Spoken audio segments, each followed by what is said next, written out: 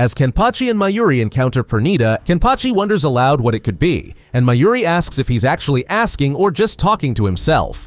If it's the latter, Mayuri plans to ignore it. Mayuri thinks no one in the 13 Court Guard squads would be clueless enough to ask about something they haven't seen before. If they did, they'd deserve to be ignored. While Kenpachi decides to charge at the enemy, Mayuri then asks Nemu if she has anything to say, but she replies she wouldn't dare. Kenpachi charges forward, but Mayuri calls out for him to wait. Suddenly, Kenpachi stops. When Mayuri checks on him, Kenpachi says it's nothing. He only lost an arm but managed to split the enemy's head open. To Kenpachi's surprise, Pernita starts to change shape, and its head begins to grow. Kenpachi wonders aloud what's wrong with that guy, as Mayuri again asks if that's a question or if he's just thinking aloud. As Pernita's head continues to expand, Mayuri observes that it seems like a transformation not meant for fighting and wonders what its purpose is. He admits it does look creepy. Kenpachi jokes that Mayuri shouldn't be calling anything creepy, given his own looks. Meanwhile, Ikkaku, Yumichika, and Nemu watch from behind. Ikkaku notes they missed their chance to jump into the fight, but Yumichika responds, asking if Ikkaku is crazy. If they join in, they'll get chopped up. Nemu agrees with him. Hearing Nemu's opinion shocks both Ikkaku and Yumichika. She explains that she's supposed to wait until Mayuri calls for her, but she doubts he'd ever feel threatened enough to need her help. Ikkaku adds that neither would Captain Kenpachi. Suddenly, Kenpachi notices his arm twisting uncontrollably. Shocked, Ikkaku shouts, wondering why Kenpachi's broken arm is twisting on its own. Then, Kenpachi stops it with his left hand, rips it off at the shoulder, and grabs his sword out of its grip. The severed arm twists until it melts into a pool of blood, leaving Ikkaku wondering what's going on. Mayuri praises Kenpachi, saying it was smart to rip off his arm quickly. If he hadn't acted fast, his whole body would have turned into a tangled mess by now. Kenpachi asks if Mayuri is complimenting him or picking a fight. Mayuri asks him to guess, but Kenpachi doesn't care. He just asks what the creature's ability is. Again, Mayuri isn't sure if that's a question or if Kenpachi's talking to himself. Either way, he doesn't know. All he can say is to stay away from it. Kenpachi doesn't like staying away. He wants to crush it. Mayuri ignores Kenpachi and tells Nemu to tie his arm and stop the bleeding. As Nemu treats his wound, Kenpachi grumbles, asking how he's supposed to cut Pernita if he can't get close. Mayuri says cutting isn't the only way to fight and that he'll think of a way to handle it from a distance. But before he can finish, Kenpachi apologizes, saying he was talking to himself this time, and then dashes toward the enemy, saying that if it's a strange power, all he needs to do is slice it in half before it gets to him. Kenpachi slashes at Pernita, smiling as he manages to cut its head. But suddenly, Kenpachi falls to his knees as Pernita ensnares him with an attack. At that moment, Mayuri stabs Kenpachi through the chest with Ashisogi Jizo, saying that just stopping the limbs only leads to other parts breaking. Mayuri releases Fear Level 4 by sticking his finger into one of the baby's eyes, causing it to release a dark fluid while the baby opens its mouth and screams. Nemu tells Ikkaku and Yumichika to cover their ears, warning that hearing it for 4 seconds will paralyze them. As Mayuri withdraws his blade, he's glad the anesthesia worked. He still needs Kenpachi's strength, so he can't let Pernita turn him into a mess just yet. Adding that Pernita's power has revealed itself by the fact that an anesthetic worked, its nerves. Pernita slips his own nerves into an opponent's body to forcibly control their movements. Mayuri could have predicted this. He's heard Quincy's turn spiritual pressure into power by pouring it into their veins, so it's not strange to think some can control other parts of their bodies. Pernita extends several dark tendrils toward Mayuri, who casually notes that now that he knows what it is, there's nothing to fear. He pours a liquid onto the tendrils, making Pernita scream in pain. Before moving forward, I would like you to hit the subscribe button if you're enjoying our content. If not, please leave your feedback in the comments. Now, let's get back to the video. Mayuri taunts the Quincy, asking if it hurts to touch acid with exposed nerves. He says Pernita's power is quite interesting and that he'll enjoy studying it, as he has countless drugs for the nervous system. Pernita pants heavily and begins to morph again. Meanwhile, Kenpachi remains paralyzed. Mayuri insists he stabbed Kenpachi for his own good, there was no other way, and asks Kenpachi not to look at him with contempt. Kenpachi glares at Mayuri, who notes that at least Kenpachi can still move his eyes. Mayuri remarks that he'll enhance Ashisogi Jizo's paralysis function further by the next time he stabs Kenpachi. He adds that Kenpachi helped him identify not only the enemy's ability, but also an area of Ashisogi Jizo that needs improving. He feels nothing but gratitude toward Kenpachi. Ikkaku angrily states that Mayuri purposely made Kenpachi charge the enemy. Yumachika adds that Mayuri was captivated by the enemy's ability, so he wanted to fight it himself, and Captain Kenpachi was in his way. He tells Nemu her captain is a real piece of work. Nemu replies that she hopes so, leaving Yumachika puzzled by her response. Mayuri tells Pernita that by sacrificing one of the 13 court guard captains, they've gained valuable information about its abilities. Mayuri asks his strange Quincy friend if it understands what that means. Since Pernita doesn't answer, Mayuri continues, saying he's almost moved to tears by the sacrifice, adding that precious victories come with precious sacrifices. He explains that, in other words, Pernita should honor this noble sacrifice and allow itself to become his test subject. However, as Pernita keeps transforming, Mayuri notes that it doesn't seem to agree. He concludes that Pernita is too rigid to grasp the beauty of it. Then, Pernita rips off its cloak, revealing a giant left hand with a two-pupiled eye on the palm. Mayuri identifies it as the left arm of the Soul King. Pernita breaks the chains on its fingers, regaining full control of its arm and looming over the Shinigami. Shocked, Ikkaku wonders if the Soul King is a giant, given how big this arm is. Mayuri responds that he's never met the Soul King, so he can't say, but he mentions that the spiritual pressure feels the same as what he collected from the fallen Ukitake. If Ukitake's contract was with the Soul King's right arm, it's not surprising that the left arm could be separated and roaming around. The strange form with a single eye matches Urahara's description, though opinions might differ on what counts as a single eye. Pernita releases more black threads from its fingertips, making Ikkaku and Yumachika to fall back, while Mayuri defends himself with a bizarre umbrella, wondering why the Soul King's left arm would serve Yhwach. But then again, that question seems trivial compared to the joy he's feeling. As Pernita begins to mumble, Mayuri beams with excitement, noting that this is unexpected. He wonders what organ is being used to emit its voice, remarking that Pernita is full of curiosities.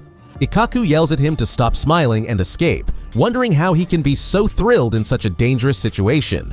Mayuri replies that discovering a unique specimen that continues to surprise him is a true joy. The arm glares at Mayuri and releases a surge of black threads. Mayuri urges it to show him more of its abilities, but it replies, "Left arm isn't its name.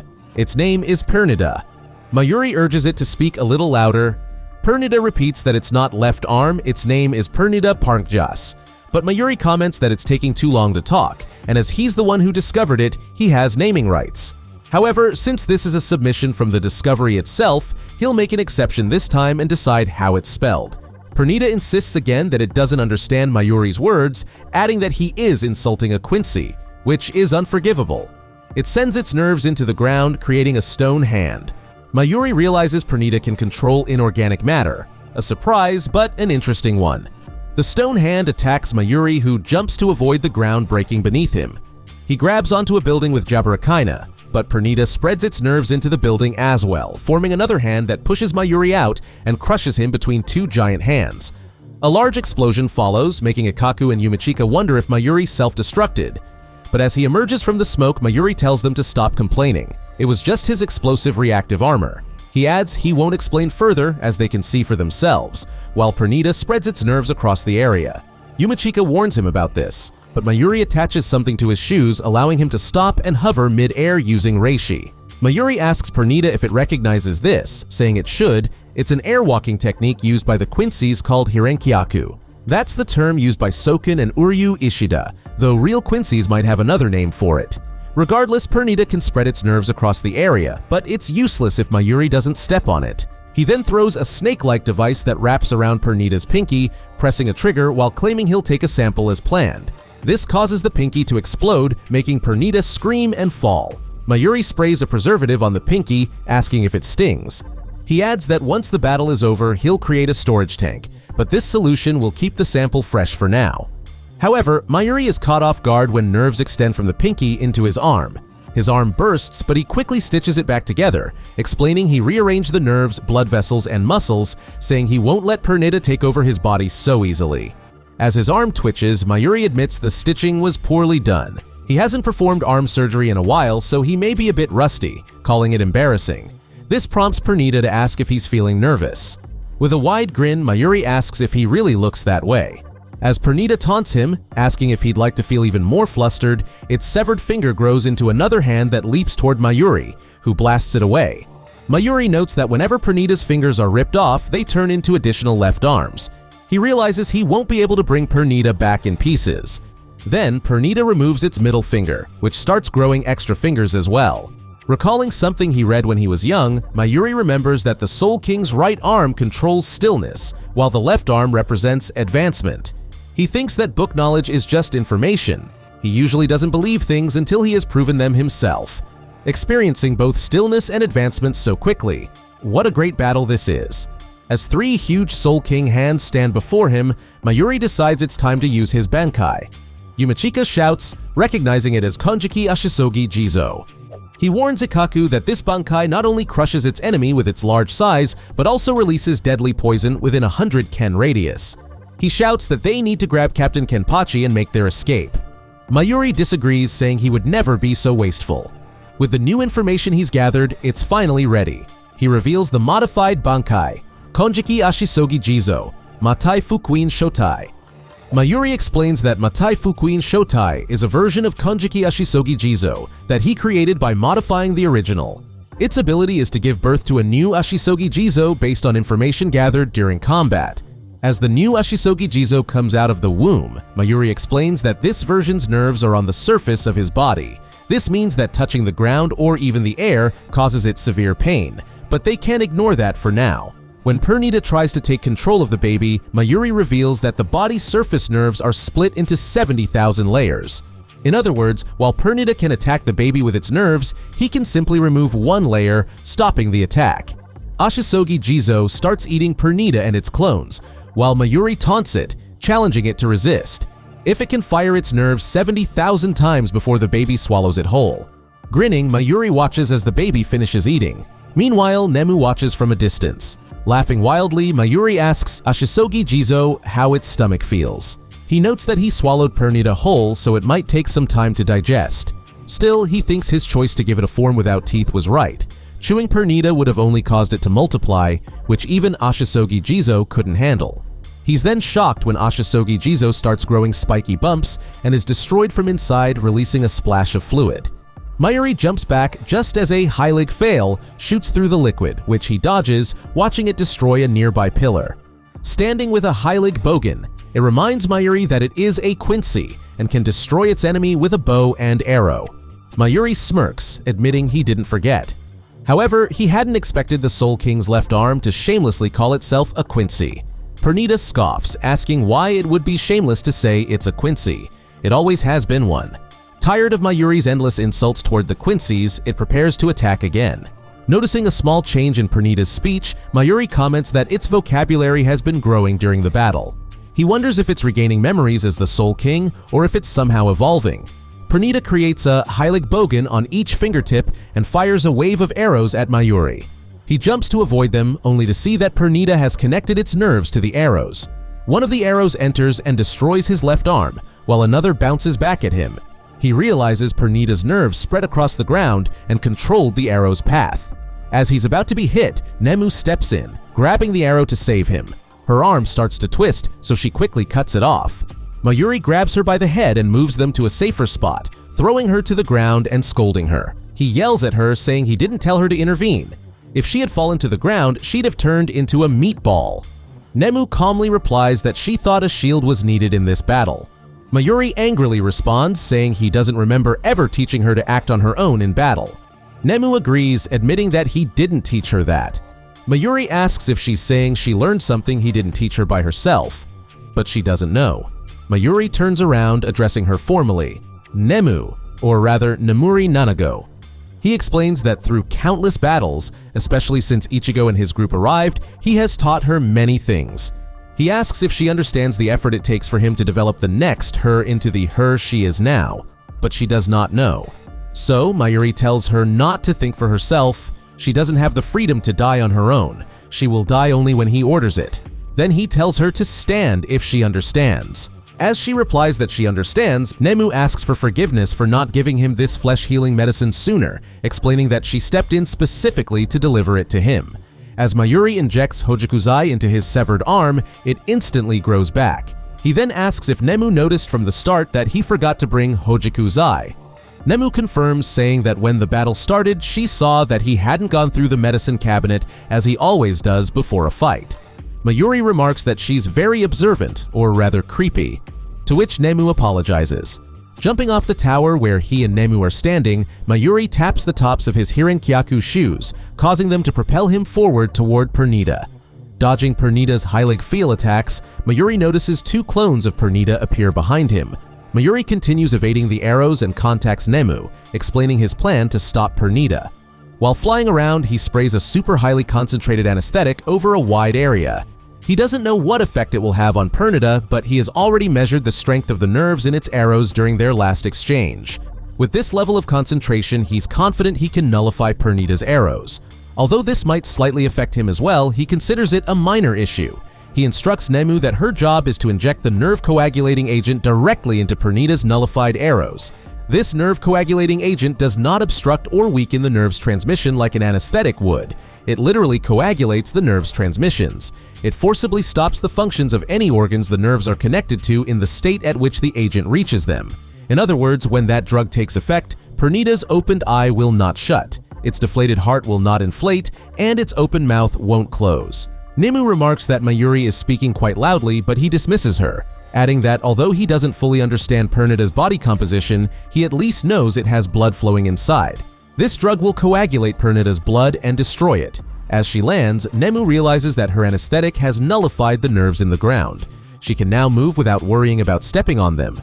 Her task is to inject the drug into Pernita's fallen arrow before the nerve detaches from it. After Nemu injects one of the arrows with the agent, the connected nerves transfer the agent to Pernita, freezing it and one of its clones. However, when the agent begins affecting the other clone, it simply rips off the infected thumb, telling Mayuri that this is not enough to defeat it.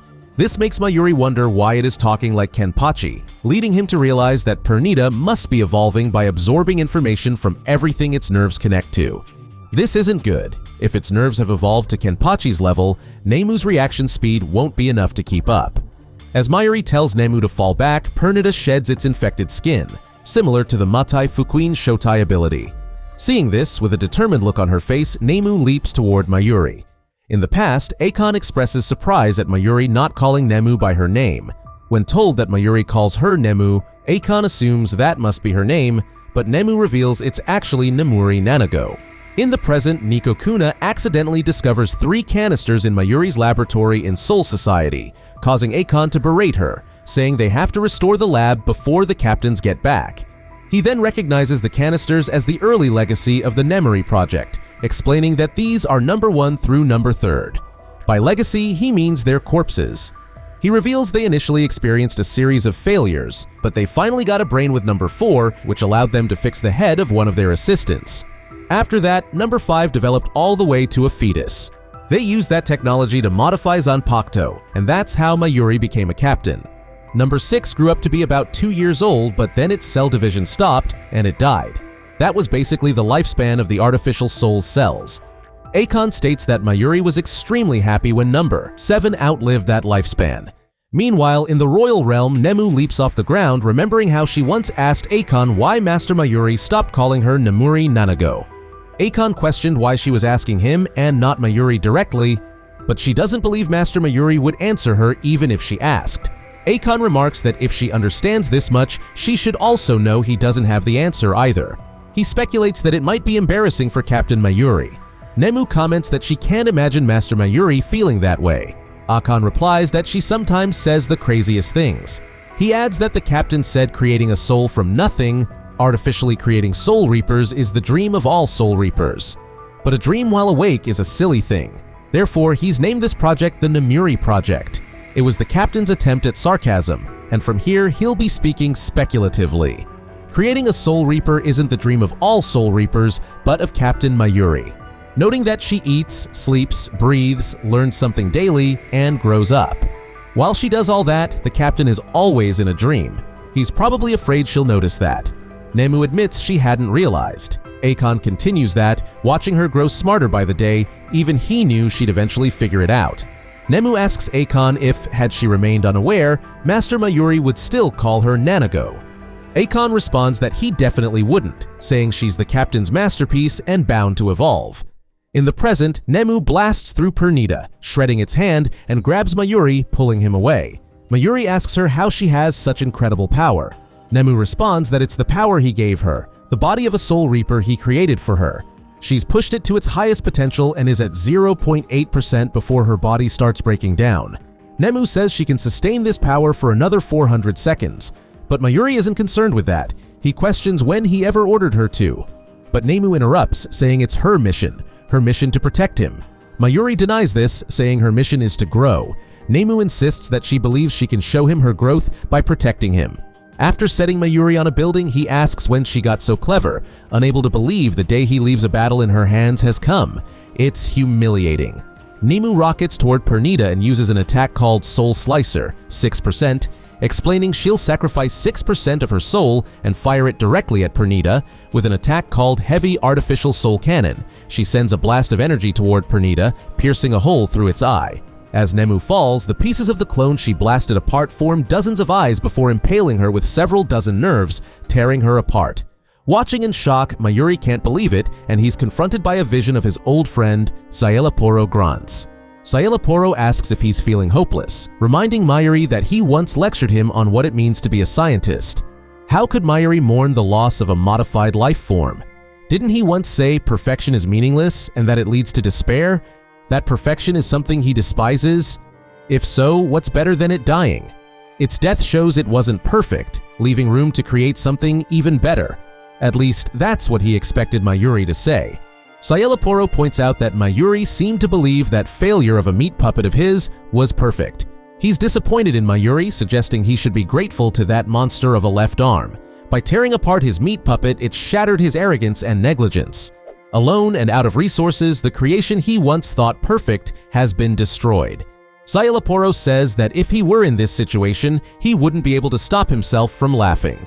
But Mayuri brushes Szayelaporro's vision away, admitting that Szayelaporro is absolutely correct.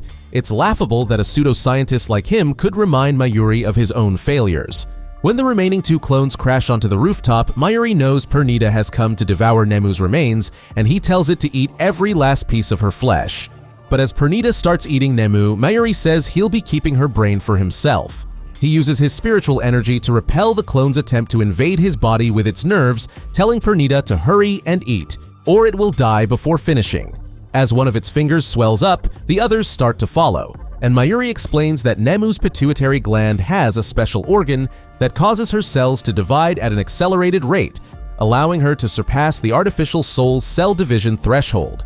This organ constantly drives her growth and is regulated by connecting directly to the parietal lobe through the basal ganglia. Mayuri puts it simply so even an idiot like Pernita can understand.